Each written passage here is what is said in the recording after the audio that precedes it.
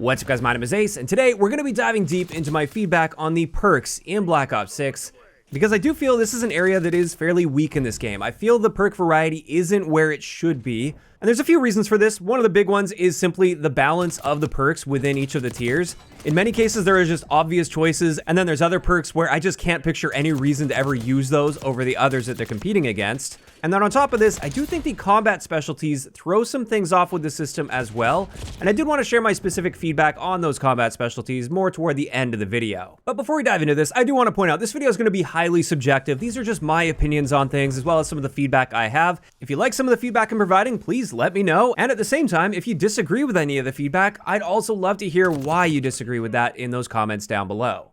But without further ado, let's dive right into this, and we're going to just go through tier by tier. So let's start off with the tier 1 of perks, and this is generally the most powerful tier of perks. These are generally the playstyle definers, and because of that, I also tend to have the most issues with this tier of perks because it is such an important tier, and there are some pretty clear imbalances here, at least in my eyes. And the first thing that jumps out at me immediately when looking at this tier of perks is there are 3 clear winners that are going to have a very large impact on your performance in a match depending on your playstyle.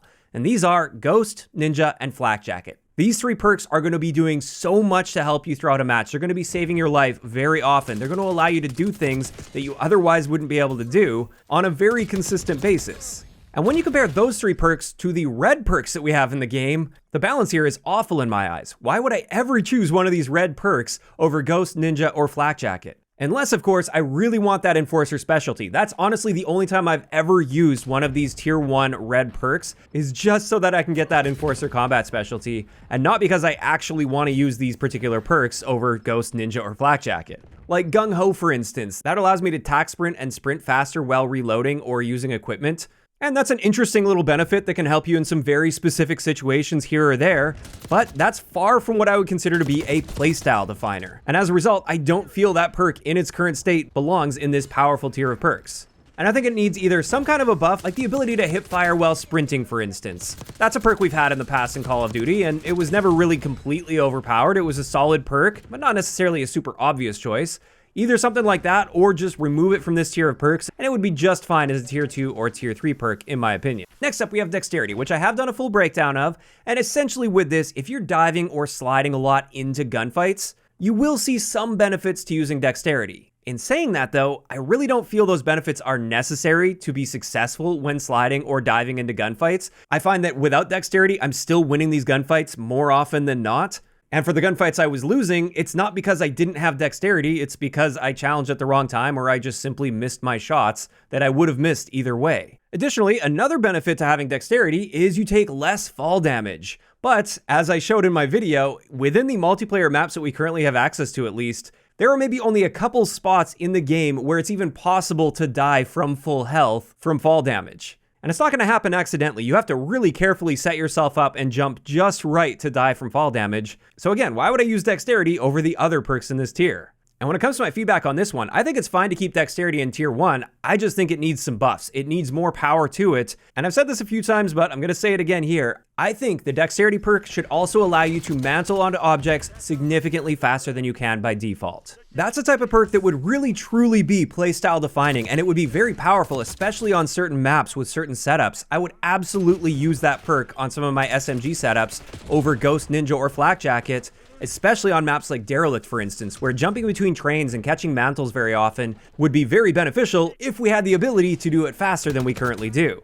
So that would be a perfect fix to Dexterity in my mind that would actually bring it up to the level of the big 3 perks in this tier. But then finally for the red perks in this tier, we have Scavenger. And I like Scavenger in Call of Duty, but not as a playstyle defining perk. That's more of a bonus perk that gives you a nice benefit that you only get to take advantage of if you happen to be going on a really long streak and staying alive for a while. In my experience in Black Ops 6, despite what you might see in a lot of my gameplays, which are my cherry-pick games and streaks, I'm generally not going on streaks for long enough to have to worry about running out of ammo. And then if I am, I'm typically just using the Assault Pack Field upgrade, which totally replaces the need for Scavenger. So again, it just has me questioning, why is this perk in the most powerful tier of perks in the game? It's an okay perk, it's just not a playstyle defining perk. So with this one, I'd be totally happy to keep it in the game. I just think it should be a tier 2 or tier 3 perk, and it would be much more appropriate in one of those slots. And that wraps it up for the primary issue I see with tier 1 perks. That is the fact that the red perks just suck relative to the others in my eyes, and I'd really like to see some of them get some love there. Perhaps even a new red perk, especially if they were to take Scavenger out of this tier. Maybe we could get a new red perk since they are adding perks post-launch, and make that a perk that's actually playstyle defining and would compete properly with something like Ghost or Flak Jacket. Now, even though that wraps it up for the primary issue I see with the tier 1 slot, I also do want to talk about Tac Mask a little bit. In my eyes, this is yet another perk where I just don't think it makes that much sense in tier 1. When you compare this to something like Flak Jacket, there's a very clear difference in the amount of utility that you're going to get here. Flak Jacket protects against explosives. That covers a lot of things in this game. There's explosives going off all the time from a wide variety of sources. Whereas with Tac Mask, it literally only protects you against flash grenades, concussion grenades, and the Nero gas. And putting those up against each other within the same tier of perks, in my opinion, doesn't really make sense. And I also think for the objective players out there, they should absolutely be able to use both Flak Jacket and Tac Mask without having to use a wild card. And therefore, again, I think this is a case where I would just like to see Tac Mask appear in a different tier of perks, where it would make a lot more sense. Now that of course would only leave us with one green perk in this tier, so perhaps swap that with the Guardian perk in tier 3, and then give it a little buff so it better fits as a playstyle definer. As of right now, this perk allows you to heal faster while capturing and holding objectives, and you can revive down teammates faster, which is not really relevant in most game modes, in multiplayer at least. But perhaps if you're moving that to tier 1, make it the full-on quick fix perk where getting a kill will also trigger faster health regeneration. Personally, I think if all of those adjustments were made, that would make for a lot more difficult choices in tier 1, and there'd be some really good options in there as well, and I would absolutely start branching away from just using Ghost, Ninja, and or Flak Jacket, which in turn I think would help with the combat specialty variety as well, but we'll talk about that in more detail toward the end of the video. Next, let's get into the tier 2 perks. And with this tier, I don't have any major issues with this, not like the tier 1 perks. However, I think some individual adjustments to some perks would really go a long way. And the first one that stands out to me is the Bruiser perk. This perk is incredibly specialized. It only works if you're getting melee kills or combat axe kills, and it gives you a bonus of 25 extra score per kill, and on top of that, it will trigger your health regeneration when you get that kill. But with that, unless you're going melee only, this perk really isn't going to be all that useful for you, and even when you do go melee only, I don't think this provides enough power for how specialized it is. So in my eyes, perhaps it should eliminate that stun effect when you get shot if you have a melee weapon out. Honestly, I don't think that should be there to begin with, but if they're going to keep that effect in the game, I don't think that effect should happen if you're using the Bruiser perk. Or if they go the better route, which is eliminating that by default and making it so you don't have to use a perk to get rid of that, maybe make this slightly increase your melee attack speed, for instance. So with like a 2-hit kill melee weapon, you could perform that action a little bit faster. Or even if you're just trying to hit somebody with the butt of your gun, you could do that a little bit faster while using Bruiser. If they did that, this would still be a very specialized perk. I don't think you'd see a whole lot of usage, but maybe at least a little bit more than what we currently have with it, because at the moment, it really just doesn't seem worth using. Next up, I just wanted to briefly mention the Engineer perk, and I'm not calling for any changes to the Engineer perk, but something I like about this is the fact that it has actually a little bit of overlap or redundancy with an effect that you gain from using the Strategist Combat Specialty, the green combat specialty, and Engineer is a blue perk. Just like with that combat specialty, this allows you to see equipment highlighted through walls. And I like the fact that they're offering a perk with a different color that can provide at least some of the benefits of that combat specialty. And I'm going to circle back to this later in the video when we talk about combat specialties. But outside of that, I think Assassin's fine, Tracker's fine, Forward Intel is great. The Dispatcher perk, also great. All of these perks are totally fine in their current state, in my opinion. But then let's talk about Shadow, one of the post-launch perks that we got. With this one, you are literally undetectable to enemy traps and mines. And as much as I dislike traps and mines, I really don't like how they can break up the flow. I also don't think there should be a perk that literally just ignores them entirely. And if it were up to me, I would make it so this perk just delays the trigger of those mines and traps so that you can very easily get outside of their radius, but you're at least still going to trigger it. To me, that just makes a whole lot more sense than ignoring it entirely. But also, not really a hill I'd die on since, again, I'm not a big fan of those traps and mines. And this just leaves us with the Fast Hands perk. And my first thought with Fast Hands is, why is this a green perk? In my opinion, this would be much better suited as a red perk in this game. It makes more sense with that style of play that the Enforcer specialty is going for, where it's more about like aggression and really getting into the fight and getting into the action. And having the ability to swap your weapons faster really goes along with that playstyle. In saying that though, I also think this perk isn't strong enough to compete with the other perks in this tier, because how often is swapping your weapon a little bit faster going to impact the outcome of a gunfight for you? Or how often do you get the opportunity to throw back a frag grenade that gets thrown at you? In my experience, not very often at all. I can go entire games without either of those effects ever coming into play. So as a result, why would I be using this perk for something that's probably not even going to help me throughout an entire match? So on top of turning this into a red perk, I think Fast Hands should also speed up your ability to throw equipment and deploy field upgrades and score streaks, which notably are both benefits you gain from the Strategist Combat Specialty, the green one. But what we would be doing here is creating a similar situation with Engineer, where we'd be able to choose a different color perk, because I would turn this into a red perk, that would provide at least some of the utility of one of the combat specialties without having to match 3 perks together. And again, we'll be circling back to this topic, and I'll explain why I feel this would be a really good thing. But a Fast Hands perk like that, I think, would be very appropriate within this tier of perks, and it would actually be a pretty hard choice between that or Forward Intel, for instance, or Dispatcher. In either case, that's my feedback for tier 2. Now let's move on to tier 3. And once again, I don't really have any major structural issues here when it comes to the tier 3 of perks. Most of them I think are just fine, but I do have a few nitpicks here. And the first couple are pretty obvious. In the game's current state, the Gearhead perk is just not working properly. It's not charging your field upgrades any faster. Also, the Quartermaster perk doesn't appear to be charging stim shots and decoy grenades faster than by default without this perk, and it's supposed to be doing that. And another bug in tier 3 is the Vigilance perk. While it's great for protecting you against counter UAVs and scramblers and the Sleeper Agent field upgrade, that little eye icon that appears that's meant to be showing you when you're showing up on the enemy's radar, that's not always displaying properly, and often that's bugged out, and it will say that you're showing up on their radar when you aren't. So just a few bugs with those perks that I think need to be cleared up. Then I do want to mention Shrapnel Radar a little bit, because I did recently do a breakdown of this perk, and it seemed the consensus in the comments was this perk is just way too weak and not worth using. So in my opinion, with this perk, when you hit somebody with an explosive or a stun and you activate Shrapnel Radar, instead of just showing a snapshot on the minimap of where they were in that moment where it doesn't track them in real time, I think it would be reasonable to provide just a couple seconds of real-time tracking with that.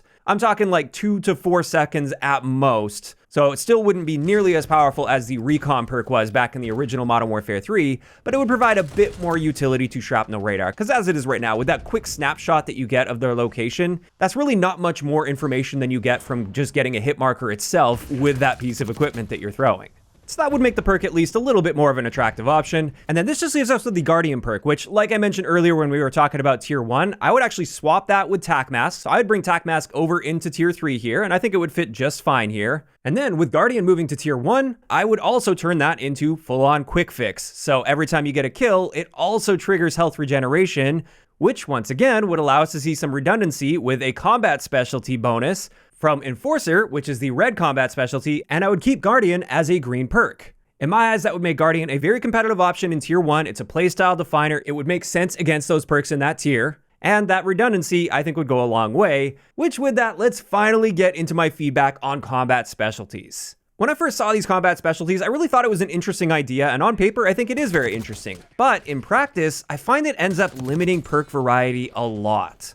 Initially, I pictured these as being tiny bonuses, where it's just like a little thing that you get for pairing 3 perks of the same color, but it turns out they're much more along the lines of playstyle definers. And what I found is if you're not using 3 perks of the same color and getting one of these combat specialties, it really makes it feel like you're missing out and doing something wrong. And this often causes me to select perks that I otherwise don't really want on my class setup, but I'm really trying to match those perks so I can get my combat specialty. And this is definitely limiting the variety of perks that I would otherwise be using in the game. There are so many perk combinations that I'd love to use, and it could make for more varied gameplay options as well, but that trade-off for not getting a combat specialty just feels too high. On top of that, as I mentioned earlier when we were talking about tier 1, the poor balance of perks within each tier also creates imbalances with the specialties themselves. And the best example here, again, is Enforcer. I really like the benefits you get from the Enforcer combat specialty, but the trade-off when using one of those red tier 1 perks is simply too high to gain the benefits of Enforcer,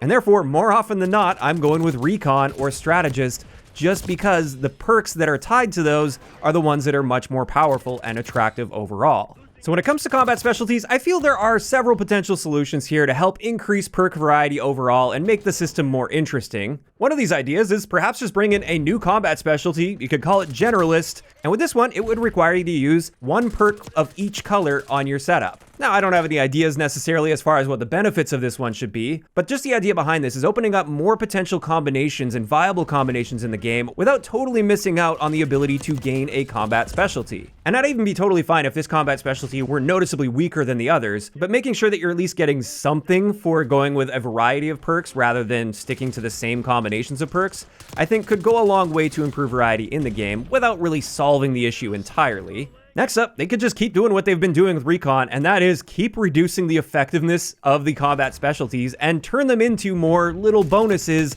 rather than crutches or playstyle definers. I've actually found as they continue to nerf the Recon specialty, which they've done several times now, it's starting to feel like less and less of a crutch. I am feeling a little bit more willing to branch out and not always have that Recon specialty on because it's been getting weaker over time. So perhaps they could just continue doing this. Or finally, what I think is the best solution, and it's a thing I've been hinting at several times throughout this video so far, I think they should continue offering at least some of the benefits that you see with these combat specialties as characteristics of either new or existing perks that are in the game. And make sure that those are perks of a different color than what is required to get that combat specialty, which would just prevent some overlapping and weird redundancies. So for example, as a reminder, currently in the game, Engineer gives you some of the benefits that you gain from Strategist, and those are a different color, and I think that's great. You don't have to use 3 green perks just so you can see equipment through walls.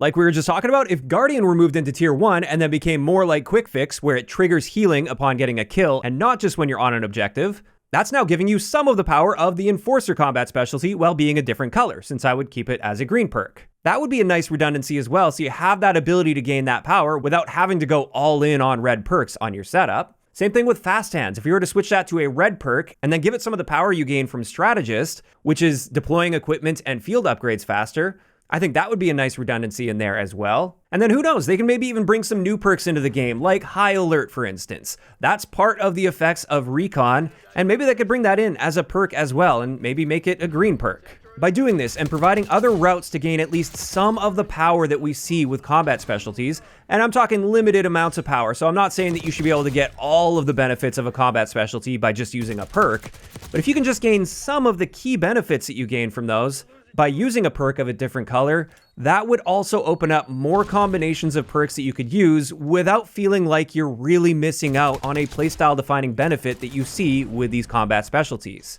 In my eyes, this is the type of thing that would really open up a lot more variety in your perk selection. It would make the system overall a lot more interesting as well, without totally invalidating the power of combat specialties themselves. There would still be clear benefits for matching up 3 perks of the same color and going for those combat specialties, since it would be a bonus on top of your 3 perks, and you would be getting all of the benefits that are attached to that combat specialty rather than just a portion of it, but it wouldn't feel quite as necessary, I think. And there we go. That is going to wrap it up today's video on all of the perk and combat specialty feedback that I've got. If I were in charge, I would love to try out all of these things that I just mentioned, and I do think it would make for a better perk system overall. Now, of course, these are all just my opinions and my feedback, and I'd love to hear from you guys in those comments down below. How do you feel about the general perk and combat specialty system in its current state in Black Ops 6? Do you think there is a lot of room for improvement to these areas, or do you think it's just fine as is? Just let me know down below. If you enjoyed the video, a like rating is always appreciated, and don't forget to subscribe for more if you haven't already. I'll talk to you guys next time.